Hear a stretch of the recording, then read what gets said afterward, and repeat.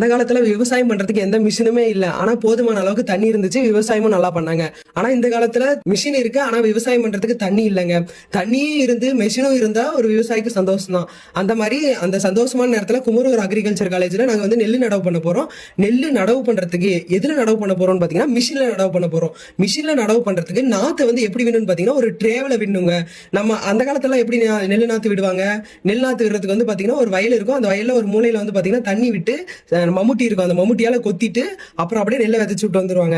ஆனா வந்து இப்போ மிஷின்ல நடவு பண்றதுனால நம்ம வந்து ட்ரேவ்ல வந்து நாத்து விட போறோம். ஃபர்ஸ்ட் ட்ரேவ்ல எப்படி நாத்து விட போறோம்னு பாத்தீங்கன்னா ஃபர்ஸ்ட் அதுல வந்து மண்ணை போட்டுக்கலாம். மண்ணை போட்டுட்டு அப்புறமா அதுல கொஞ்சம் தண்ணி விட்டுக்கலாம். தண்ணி விட்டுட்டு அதுல வந்து நெல்லை போடலாம். நெல்லை போட்டுட்டு திரும்பவும் அது மேல லேசா மண்ணை போட்டு மூடிட்டு அதை கொஞ்ச நாள் அப்படியே வச்சோம்னா நெல்லு நாத்து முளைச்சு வந்துடும். அந்த முளைச்சு வந்த நெல்லு நாத்தை எடுத்து நம்ம மெஷின் மூலயமா வந்து நாத்து நல்லாங்க வயல்ல. இந்த மாதிரி மெஷின்ல யாராச்சும் நெல்லு நடவு பண்ணியிருந்தீங்களா? கமெண்ட் பண்ணுங்க.